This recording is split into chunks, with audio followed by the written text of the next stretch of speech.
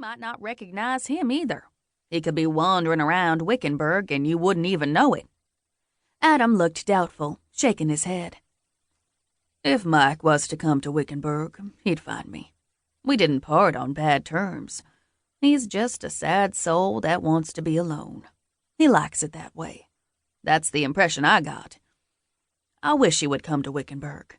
He knows where my house is. At least he did the last time I saw him. When he was married, he came to the house with Rachel and would spend time with me and Holly.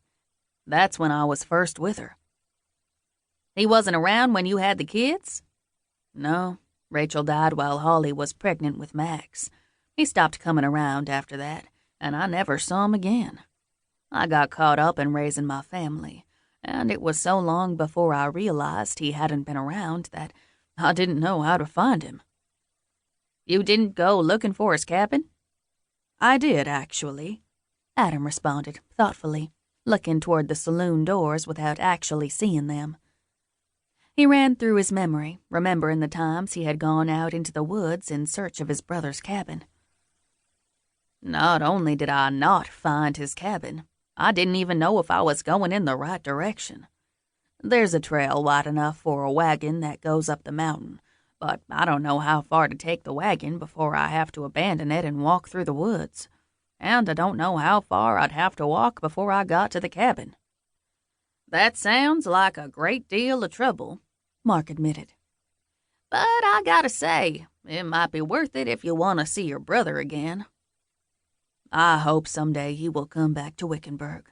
Until the kids are old enough, I don't want to risk my life searching for him. He's a grown man, and he knows what he's doing. I'm sure he will come back someday." Mark raised his eyebrows. "You don't even know if he's still alive." Adam snorted. "Thanks for the encouraging words. No, I don't. But I suspect he is. He was always good at surviving on his own. I have no doubt he's doing just fine."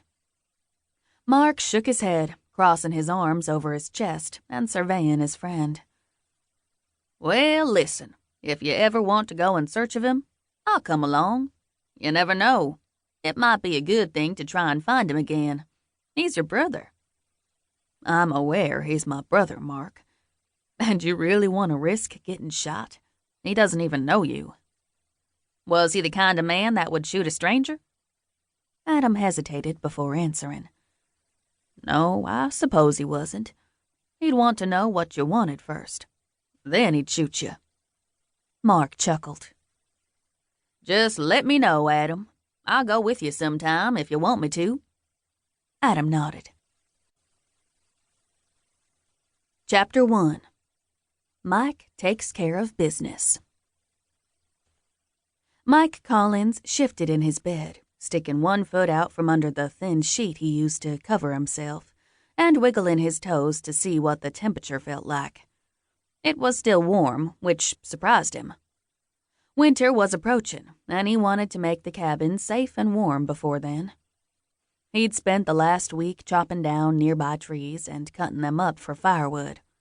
He'd pulled out the thicker blankets from the trunks he stored under the front porch and made sure they were not rotten from being outside all summer long. A few were looking a bit worse for wear, but he didn't know whether he wanted to go into town to purchase more. When Rachel was alive, she had done all the shopping and visiting town. If he went, he knew he would have to see his brother. He was ashamed of how much of a recluse he had become, and didn't want his brother to see him the way he was. His beard had grown out thick and long because he never bothered to shave. He had his straight razor sharpened and ready to go, but he figured, what was the point? No one was going to see him anyway. He slid out of bed. "Time to get some things done, Mike," he murmured to himself.